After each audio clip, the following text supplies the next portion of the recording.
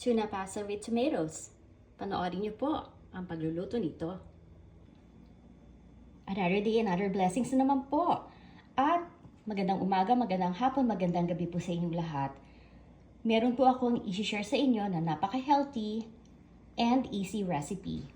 At ipapaliwanag ko po sa inyo ang bawat health benefits na makukuha po natin dito sa mga main ingredients ng ating tuna pasta.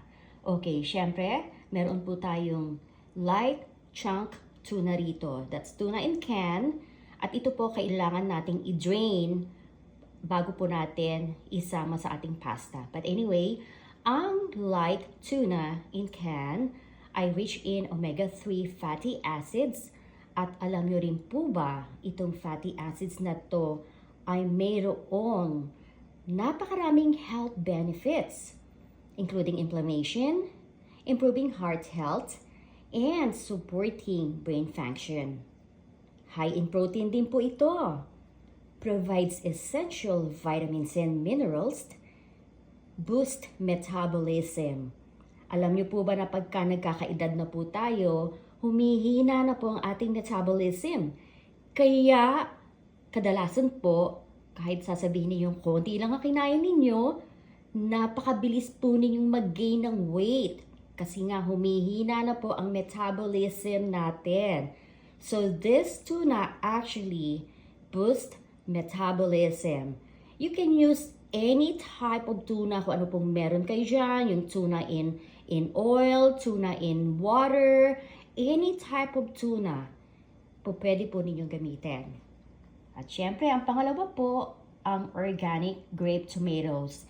Ito naman pong organic grape tomatoes, ito lang po ang gusto kong isama dito sa aking recipe na to. Pwede naman po kayong gumamit ng tomatoes na kung anong meron kayo dyan sa bahay.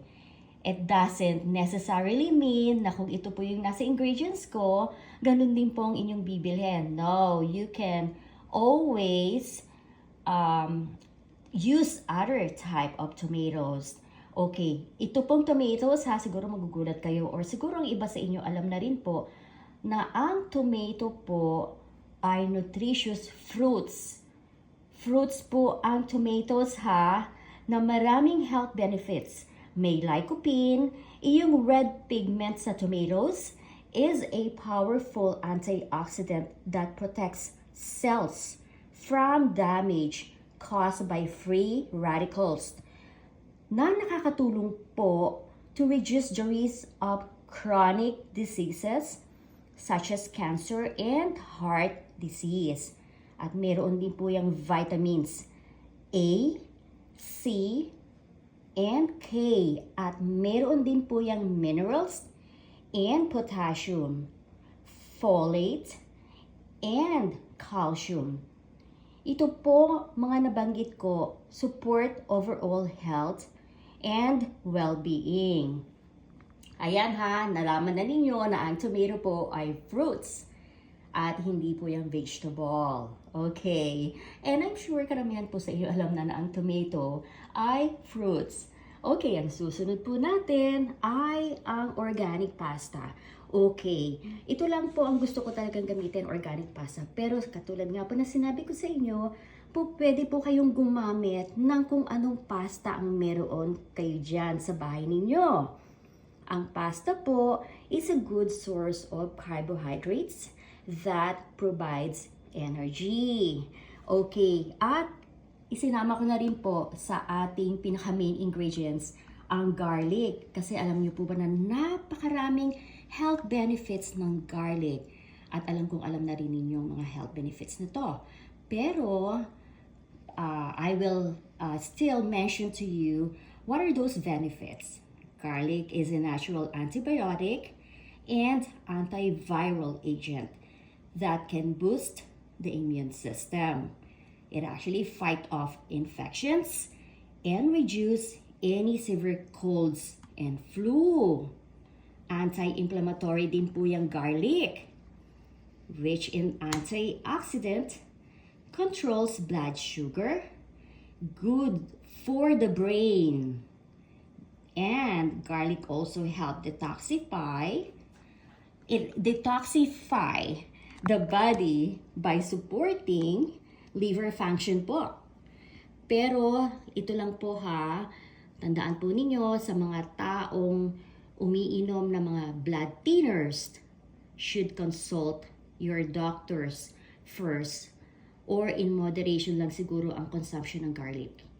Okay, at syempre gagamit tayo ng organic olive oil, ground black pepper, and salt. So, umpisahan na po ang pagluluto. So, meron na pong olive oil ang ating pan at ilalagay ko na po ang tomatoes.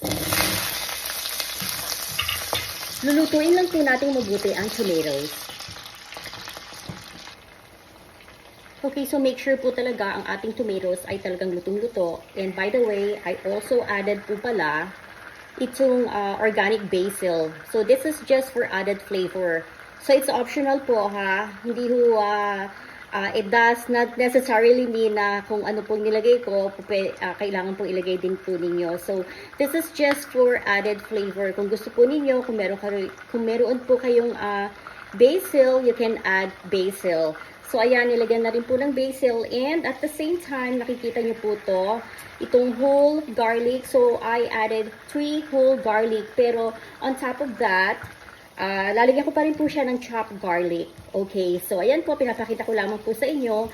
At ayan, medyo naluluto na nga ang ating tomatoes.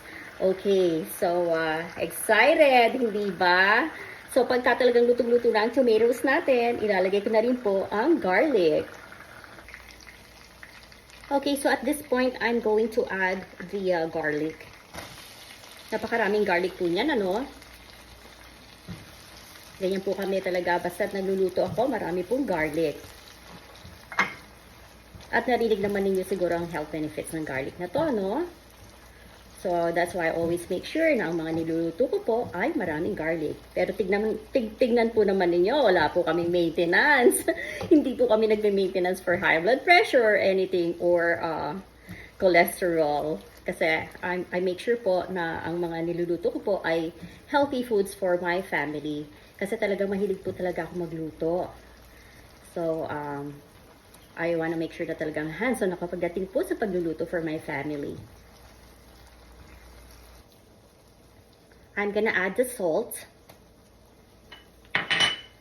and ground black pepper.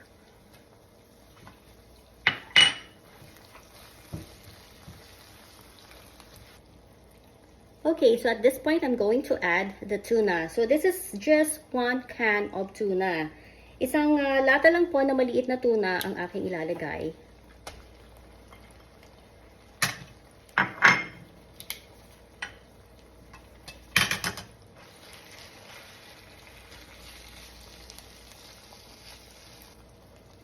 At syempre, i-add ko na ang pasta.